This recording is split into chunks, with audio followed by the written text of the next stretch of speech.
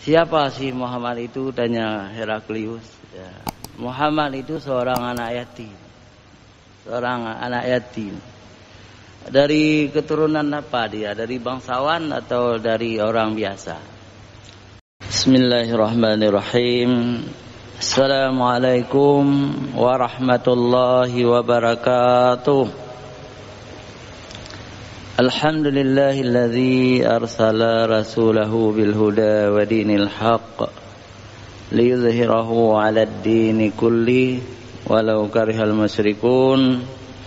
Asyhadu an la ilaha illallah wahdahu la syarikalah wa asyhadu anna Muhammadan abduhu wa rasuluh. Allahumma shalli ala sayyidina Muhammad wa ala alihi wa sahbihi ajma'in. Amma ba'd. Puji syukur kita panjatkan kehadirat Allah subhanahu wa ta'ala yang telah mengutus Rasulnya, yakni Nabi Muhammad sallallahu alaihi wasallam, Nabi yang membawa agama Islam. Dan agama ini adalah agama Allah yang dimenangkan dari agama-agama yang lain, walaupun orang-orang kafir, orang musyrik, munafik tidak mau beriman. Salawat dan salam kepada junjungan alam Nabi besar Muhammad sallallahu alaihi wasallam, juga kepada para istri dan anak-anak Rasulullah, kepada seluruh para sahabat. Kemudian yang kami hormati guru-guru kami yang hadir di subuh yang mulia ini, Bapak Imam Besar, Imam Rawatib, hadirin wal hadirat yang dimuliakan Allah, juga mustami radio-radio yang turut menyiarkan secara langsung ceramah di Masjid Raya Baitur Rahman. Karena bulan ini masih bulan Rabiul Awal, bulan Maulid Nabi besar Muhammad sallallahu alaihi wasallam, kita ingin mengenal Rasulullah lebih jauh, lebih dalam, terutama tentang untuk apa Rasulullah diutus oleh Allah Subhanahu wa taala ke dunia ini. Terjawab dalam hadis sahih, innama bu'istu liutammima makarimal akhlak. Sesungguhnya aku diutus oleh Allah untuk menyempurnakan akhlak yang mulia. Sebelum Rasulullah juga sudah ada akhlak manusia, tapi tidak sempurna. Jadi Islamlah yang menyempurnakan akhlak. Contoh apa? Itu orang-orang Arab jahiliyah itu juga orang-orang Arab yang sangat setia, terutama kepada sukunya, kepada kabilahnya. Mereka setia. Juga setia dalam perjanjian. Kalau mereka sudah berjanji dengan suku yang lain damai, itu tidak akan dicederai, tidak akan dilanggar. Kemudian sangat baik orang-orang Arab jahiliyah itu dalam hal memuliakan tamu. Nah, itu kan akhlak-akhlak yang mulia, ya. Tetapi tidak sempurna. Ada akhlak-akhlaknya yang tidak sesuai dengan fitrah manusia. Misalnya berjudi, berzina, minum minuman keras. Itulah yang disempurnakan oleh Rasulullah sallallahu alaihi wasallam. Ada suku-suku Baduy, ya, yang membunuh anak-anak perempuan. Mereka memang suku-suku lemah, jumlahnya sedikit, karena takut anak perempuan mereka nanti datang kabilah yang besar memerangi mereka, mengambil harta mereka. Bagi mereka juga bagus sebenarnya, ya. Bagus sekali. Kalau kalian wahai kabilah-kabilah besar mengalahkan kami, kalian mau mengambil unta kami, mengambil kambing kami, silakan. Nah, tetapi kami tidak rela kalau anak gadis kami, anak perempuan kami kalian perkosa. Sangat aib, kalau anak gadisnya diperkosa.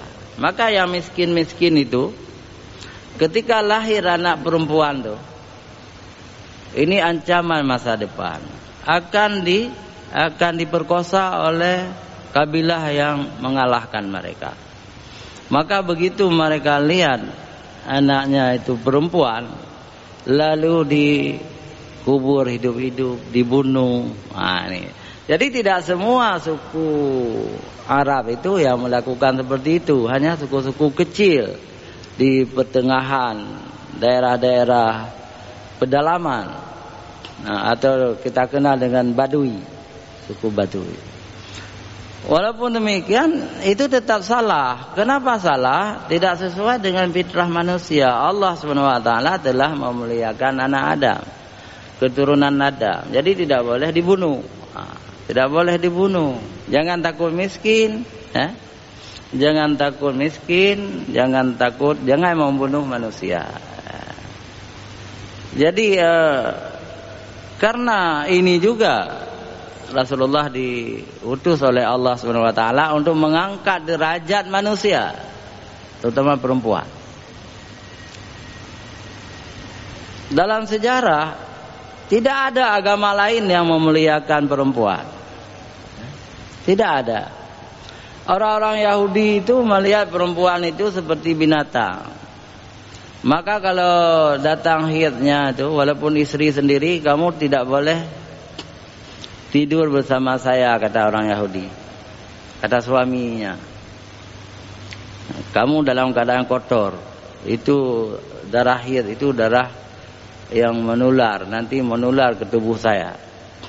Itu tempat kamu, kandang kuda. Jadi perempuan-perempuan Yahudi di zaman dulu, bukan sekarang.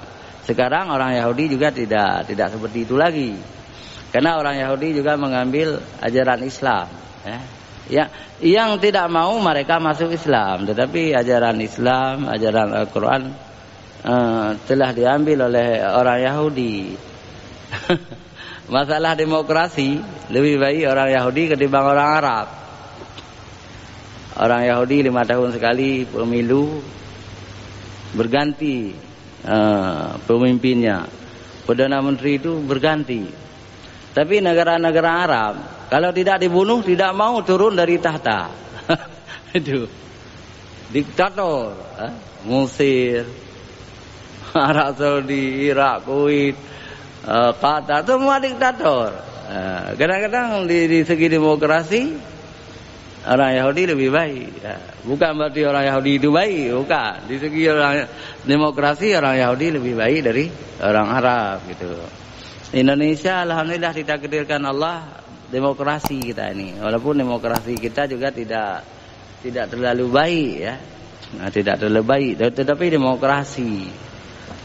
Kalau raja di Indonesia ini, mungkin yang jadi raja ya orang-orang zalim sudah susah juga jadinya. Tapi dengan ada demokrasi, demokrasi itu lebih dekat dengan Islam. Dalam Islam dikenal dengan wasyawirhum billati ya ahsan, bermusyawarah dengan baik. Ya, musyawarah memilih pemimpin, musyawarah dalam hal ekonomi, dalam hal budaya, agama, itu musyawarah. Jadi wasyawirhum itu lebih dekat dengan demokrasi daripada diktator. Hadirin wal hadirat yang dirahmati Allah Subhanahu wa taala. Kemudian Allah Subhanahu wa taala di dalam surah Ar-Rahman, di dalam surah Al-Qalam ayat 4, Allah mengatakan wa innaka la'ala khuluqin azim. Dan pada dirimu Rasulullah itu terdapat akhlak yang paling agung. Akhlak yang paling agung itu paling sempurna. Akhlak Nabi. Ini hanya didapati, diakui oleh orang-orang yang mau menggunakan akal. Maka pengakuan itu bukan hanya dari orang Islam. Sekarang ada sejumlah sarjana Kristen yang kita kenal dengan orientalis, ahli ketimuran, ahli agama Islam. Mereka mengakui akhlak Rasulullah itu yang paling agung ketimbang akhlak pemimpin yang lain. Akhlak Nabi Islam, akhlak Rasulullah itu paling agung, jadi klop sesuai dengan Al-Quran, diakui oleh mereka. Itu Perdana Inggris, Perdana Menteri Inggris yang lalu, ya. Dia rupanya memiliki sebuah Al-Quran yang baru-baru ini dinampakkan di YouTube, Al-Quran dia, ya. Dia sudah 30 tahun belajar Al-Quran. Dia mengakui dia menemukan sosok Rasulullah itu yang paling baik akhlaknya, dan dia mencoba menerapkan pada dirinya sehingga dia tidak bermasalah dengan rakyat Inggris. Dua periode dia menjadi Perdana Menteri karena dia mencontohi akhlak Rasulullah. Artinya tidak menganggap orang kecil itu orang yang hina. Dia menghargai orang-orang buruh dihargai semuanya. Dari orang kaya dia minta harta untuk membayar pajak. Bagus sekali Perdana Menteri Inggris itu. Tapi saya lemah mengingat namanya, yang sebelum sekarang ini, laki-laki dia. Hadirin wal hadirat yang dirahmati Allah Subhanahu wa taala, bagaimana kita melihat kebaikan Rasulullah sebagai pemilih akhlak yang agung, akhlakul karimah, ya. Kita lihat saja yang pertama, ketika Abu Sufyan waktu itu belum masuk Islam, beliau pergi ke Suriah, ya. Di Suriah bertemu dengan Heraklius, raja Yunani, lalu diterima karena Abu Sufyan itu tidak mau masuk Islam waktu itu. Ketemu dua orang kafir itu, kafir musyrik Abu Sufyan dan kafir Kristen Heraklius. Duduk mereka. Bagaimana suasana di Mekah? Tanya Heraklius sama Abu Sufyan. Agama kami terancam dengan adanya agama Muhammad, agama baru. Semua tokoh-tokoh kami masuk agama Muhammad. Dan orang-orang miskin tinggal, yang kaya-kaya, yang cerdas, yang hebat-hebat masuk agama Muhammad. Siapa sih Muhammad itu? Tanya Heraklius. Muhammad itu seorang anak yatim. Seorang anak yatim. Dari keturunan apa dia? Dari bangsawan atau dari orang biasa? Abu Sufyan menjawab dia dari bangsawan Mekah. Tapi di segi harta mereka itu kurang. Justru kami Bani Umayyah yang paling kaya-kaya. Apakah Muhammad itu jujur orangnya? Jujur sekali. Dia itu sangat jujur. Kami memberi gelar Al-Amin, yang jujur. Apakah Muhammad itu berambisi menjadi raja? Oh tidak, dia tidak berambisi menjadi raja.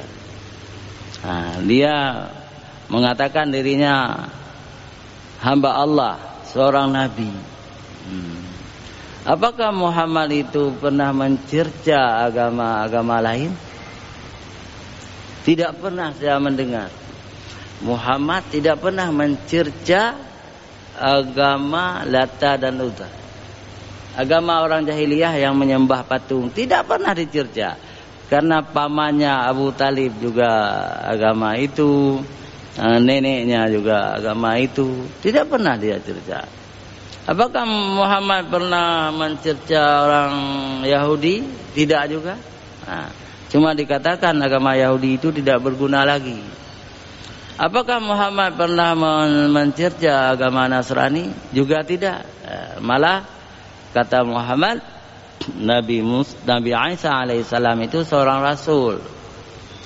Seorang rasul. Nabi Musa juga dikatakan oleh Muhammad seorang rasul. Apa kata Heraklius? Kalau begitu wahai Abu Sufyan, nanti di tempat saya duduk ini, di kaki saya ini, artinya Suriah itu, semua akan menjadi pengikut Nabi yang engkau sebutkan, Nabi Muhammad. Dan terbukti kemudian. Jadi Suriah sampai sekarang itu 100% lah, atau 90% Islam. Ada juga di situ ada orang-orang Kristen sedikit ya. Tetapi Islam, Suriah itu Islam. Mazhabnya mazhab Sunni ya, mazhab Sunni, mazhab Hanafi di sana. Syafi'i juga ada, tetapi ada juga Syiah di Suriah itu. Jadi Heraklius berdecak kagum walaupun mereka itu kalah. Tetapi ibu kota tempat Heraklius tinggal dulu, sekarang Islam semuanya. Ibu kota Heraklius Konstantinopel atau Romawi Timur. Sekarang Konstantinopel itu disebut dengan Istanbul. Ditaklukkan oleh Al-Fatih, Islam juga. Ini orang kafir mengakui Rasulullah sallallahu alaihi wasallam berakhlak mulia. Tetapi bukan hanya orang-orang zaman dulu, orang-orang kafir sekarang juga mengakui. Banyak sekali buku-buku yang ditulis oleh orang orientalis. Muhammad itu yang paling hebat akhlaknya, yang paling baik. Michel Hahad menempatkan Nabi Muhammad di nomor 1, manusia yang paling unggul di semua bidang ya. Kalau orang-orang lain, misalnya ada seorang raja dari Persia pernah mengalahkan negeri Syam, itu semua diambil harta orang, dibunuh pemimpinnya, diperkosa perempuannya, sangat kejam. Begitu juga raja-raja dari negeri barat itu. Tetapi ketika Muhammad memenangkan perang, Rasulullah pernah memimpin perang sampai 9 kali menjadi panglima perang. Ketika orang lain kalah, Rasulullah sallallahu alaihi wasallam tidak mengizinkan tentaranya untuk memperkosa perempuan. Tidak mengizinkan memotong gandum, menghancurkan makanan. Tidak diizinkan oleh Rasulullah untuk membunuh binatang-binatang ternak. Jadi tidak ada hukum perang seindah perang dalam Islam. Hanya Islam yang mengajarkan adab perang, akhlak perang. Tidak ada agama lain. Itu juga akhlak Rasulullah sallallahu alaihi wasallam. Tapi ada peristiwa-peristiwa di dalam hadis ya. Kalau kita telusuri hadis-hadis Bukhari, Muslim, hadis-hadis Abu Daud, Tirmizi, Nasai, kita akan menemukan sejarah yang sangat indah di dalam hadis-hadis itu tentang akhlak Rasulullah sallallahu alaihi wasallam. Misalnya datang seorang perempuan dari Suriah juga, dari negeri Syam juga, tiba di kota Madinah. Jadi perempuan itu ingin mencaci maki Nabi, ingin mengajak orang supaya jangan masuk Islam. Tapi perempuan itu mau potong-potong jalan di depan Masjidil Haram sekarang itu nggak bisa. Nggak bisa karena banyak sekali arus lalu lintas. Kuda, unta, keledai, kan itu kan kendaraan, tapi sangat padat. Dan orang-orang yang mengendarai unta itu bisa memicu. Kalau dicambuk itu akan cepat sekali larinya unta, apalagi kuda, keledai. Jadi perempuan itu susah sekali untuk memotong jalan. Dilihat oleh Rasulullah sallallahu alaihi wasallam. Rasulullah belum hijrah. Dia bisa saya bantu, Bu?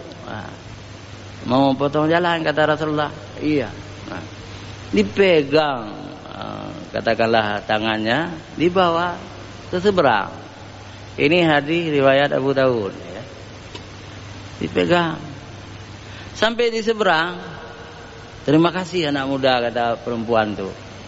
Terima kasih, saya datang dari jauh, dari Hira, dari Syam. Saya ingin sampaikan, saya ingin menyampaikan kepadamu sesuatu yang sangat penting hari ini. Apa, Bu? Kata Rasulullah. Rasulullah baru berusia 42 tahun waktu itu. Masih muda, 42 tahun. Apa, Bu? Di kota ini ada seorang nabi palsu. Dia mendakwakan dirinya seorang rasul. Namanya Muhammad. Jangan sekali-kali kamu percaya kepada dia. Dia itu ahli sihir. Dia itu orang gila, kata perempuan itu. Nabi tersenyum. Tersenyum. Itu akhlak yang mulia. Oh ya nak, siapa namamu nak? Akhlakmu baik sekali, membantu saya. Sayalah Muhammad. Sayalah Muhammad, Rasulullah.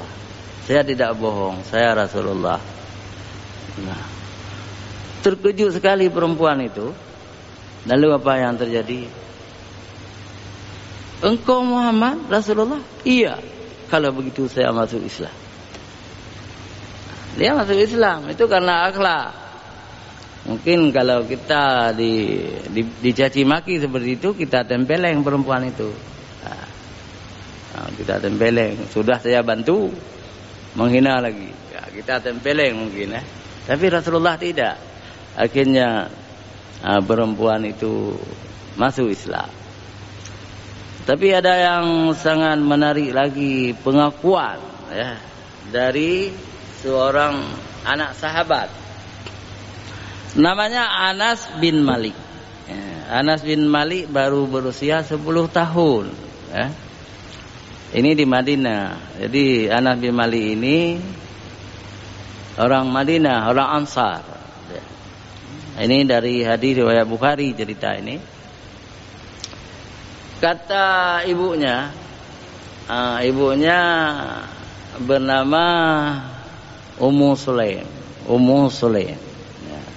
Ya Rasulullah, selamat tiba di Madinah. Saya orang miskin, tidak bisa membantu apapun. Saya berikan anak saya yang usia 10 tahun ini, Anas bin Malik. Ya, Anas. Saya berikan kepada engkau sebagai pelayan. Rasulullah menerima anak itu. Diterima. Mulailah bekerja Anas itu yang ringan-ringan. Membeli minyak zaitun di pasar. Membeli keperluan keluarga Rasulullah. Yang ringan-ringan, anak-anak.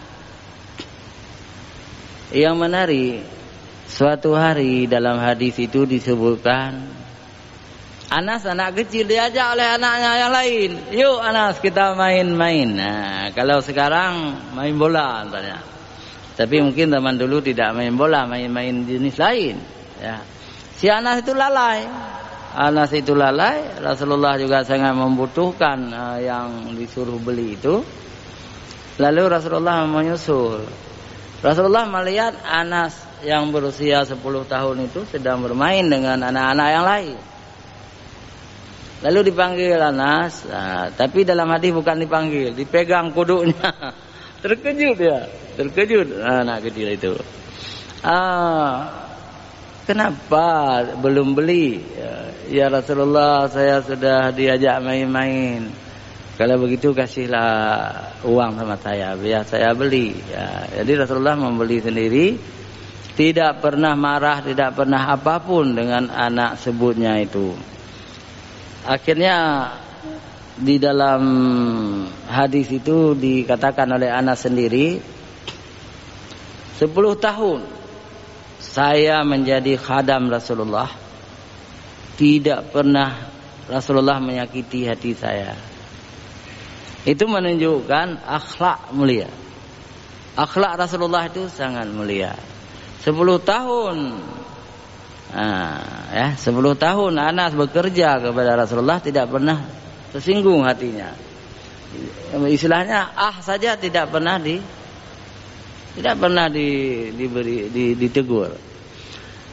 Coba kalau kita punya supir ya, punya pembantu di rumah, sering menjadi bulan-bulanan ibu kita, istri kita. Sering jadi bulanan-bulanan kita. Selalu marah kita sama pembantu. Kan beda dengan Rasulullah tadi ya. Akhlak mulia. Tapi akhlak mulia Rasulullah itu sangat banyak. Dalam hadis kita temukan sangat banyak. Tentu tidak cukup waktu kita ceritakan di sini. Kemudian Rasulullah tidak pernah menghina orang-orang yang berbeda agama dengannya. Kenapa? Karena lakum dinukum waliyadi. Bagimu agamamu, bagi kita agama kita. Kemudian dalam Islam la ikraha fiddin. Tidak ada paksaan dalam memeluk agama. Karena sudah jelas antara kebenaran dan kebatilan, sudah jelas. Jadi tapi kita memang marah kalau ada orang-orang Islam yang masuk agama lain. Ada Sukumawati Soekarno Putri sudah masuk Hindu. Dia itu Islam. Neneknya ulama besar. Jadi Ibu Sukumawati itu orang Sumatera, Bengkulu ya. Itu ayah Ibu Megawati itu tokoh Muhammadiyah dan ulama besar. Jadi Sukumawati istri Soekarno itu siapa istrinya? Fatmawati menjadi istri keempat Soekarno. Banyak lahir anak-anaknya ya, salah seorang itulah Sukumawati Soekarno. Yang sayang sekali sudah tua masuk Hindu. Itu yang tua. Setelah mati nanti dibakar lagi jadi abu. Kalau waktu muda dia masuk Hindu, oke lah. Ini sudah tua. Seandainya dia tidak masuk Hindu, mati. Kalaupun tidak salat misalnya, tidak puasa, dia tetap mau seorang Islam. Kalau sudah habis dosanya, akan masuk surga. Kalau dia tidak pindah agama. Tetapi sudah tua sekarang ini, usianya entah 70 tahun sudah, atau kurang sedikit. Itu anak perempuan Soekarno yang keberapa ya? Yang ketiga atau kelima kalau nggak salah. Jadi dia masuk Hindu sekarang, kan malang sekali. Hidupnya itu sangat malang. Memang itulah manusia ya. Bagi kita orang Islam tidak rugi. Model-modelnya ibarat benalu.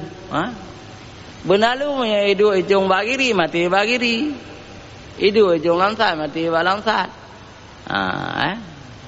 Nanti ada orang Islam tidak taat beragama, anti jilbab, anti Islam. Lebih baik masuk Hindu saja. Keput semak mantang orang Islam. Kan gitu kira-kira. Jadi tidak perlu kita bersedih. Masuknya Sukumawati Soekarno yang anti jilbab itu anti Islam sudah jadi Hindu. Biar dia dibakar setelah mati. Hanya agama Islam yang memuliakan mayat. Agama Islam memuliakan mayat. Sudah mati ditutup mata, ditutup badannya, kemudian dimandikan, kemudian dikafankan, kemudian dimasukkan ke dalam kerenda, dibawa ke kuburan. Sangat baik, sangat dimuliakan. Bagaimana Rasulullah memuliakan mayat? Suatu hari di Madinah mati orang Yahudi. Orang Yahudi mengusung mayat orang Yahudi. Rasulullah berhenti Tanya sahabat, kenapa Rasulullah? Yang mati itu kan orang kafir, Yahudi. Tapi kata Rasulullah, dia kan manusia juga, dimuliakan. Jadi Islam itu sangat memuliakan mayat. Maaf kalau didengar orang Hindu ini ya. Orang Hindu justru ya Allah membakar mayatnya.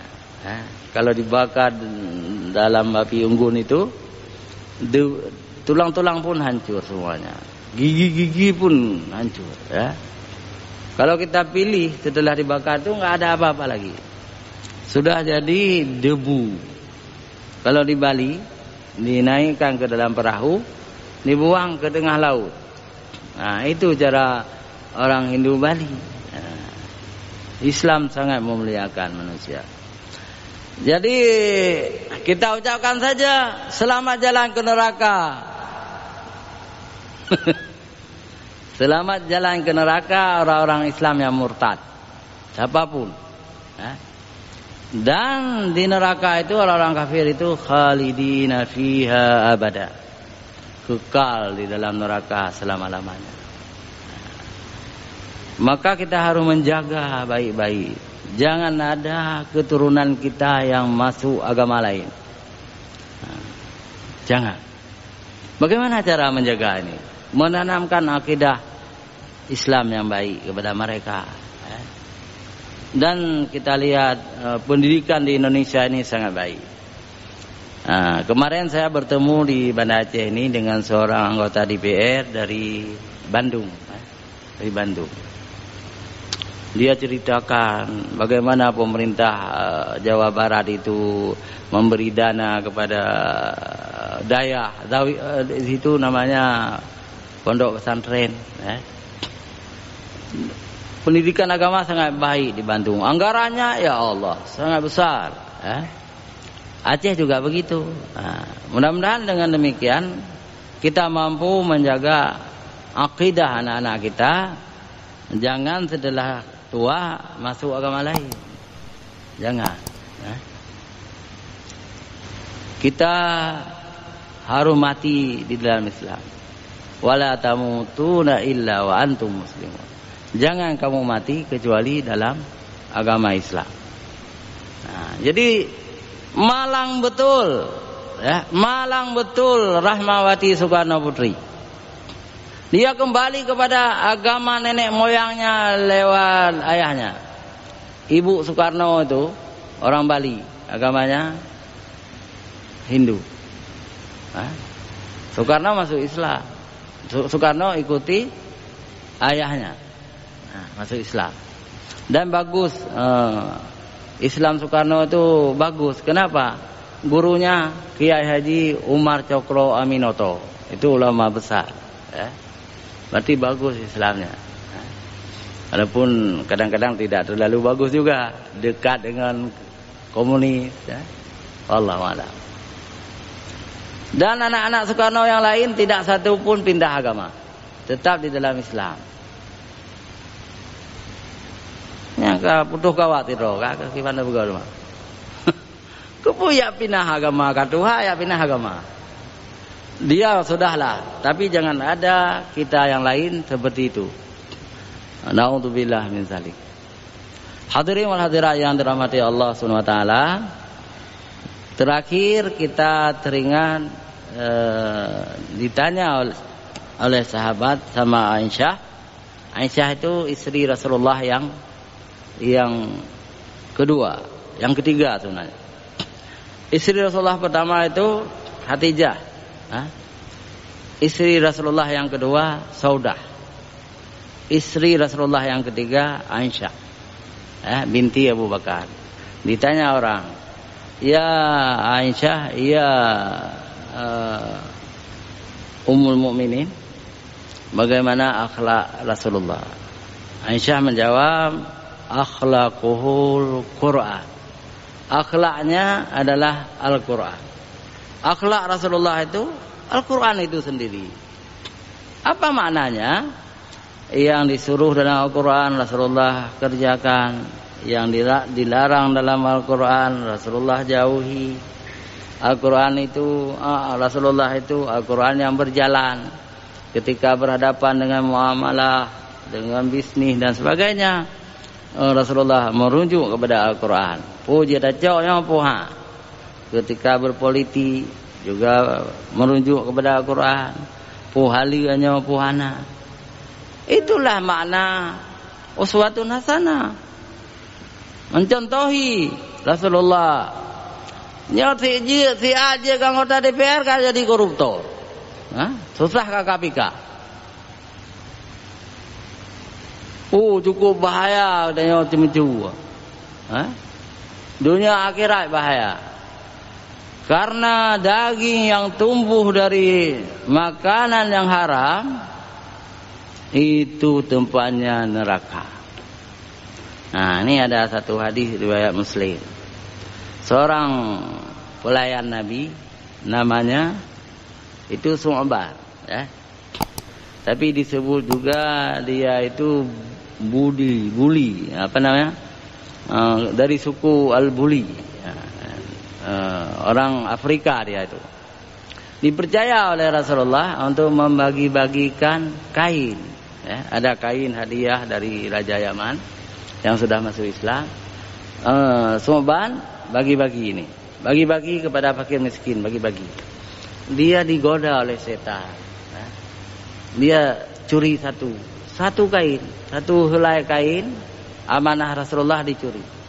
Rasulullah tidak tahu dia sudah mencuri itu. Tapi kemudian dia sakit, dia meninggal dunia.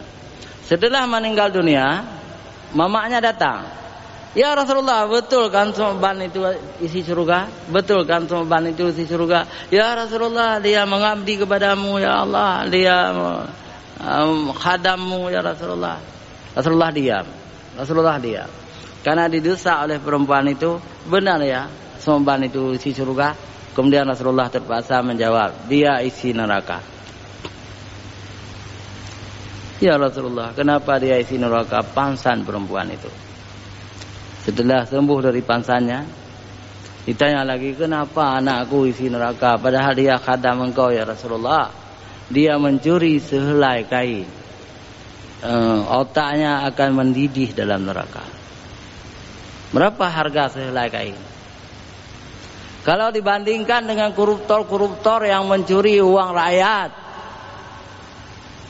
mungkin ratusan triliun kain yang dicuri. Neraka apa yang pantas bagi kalian? Neraka jahanam. Jangan masuk neraka. Masih diberi kesempatan, kalian masih hidup, bertaubat, taubat nasuha. Allah akan mengampuni dosa kalian yang korupsi itu. Kalau lebih rezekinya, bantulah fakir miskin, bantu daya, bantu tempat-tempat kebaikan, dan minta selalu kepada Allah supaya diampuni dosa kalian. Itu kita harapkan, ya. Dan KPK beja wajah ya kunci-kunci korupsi kena. Kamu orang kasihan dia je. Punya betul kata terlibat drop aja. Bebai ju peng baju KPK ante kah hana masalah aje. Ya wo gede wo peng sabo. Lebut lo ni drop tu. Ni drop kaki drop itu tak pegah yang betul itu. KPK harus jujur. Kalau salah silakan. Jangan kongsi-kongsi, jangan minta-minta komisi. Nah, demikian billahi taufiq wal hidayah. Wassalamualaikum warahmatullahi wabarakatuh.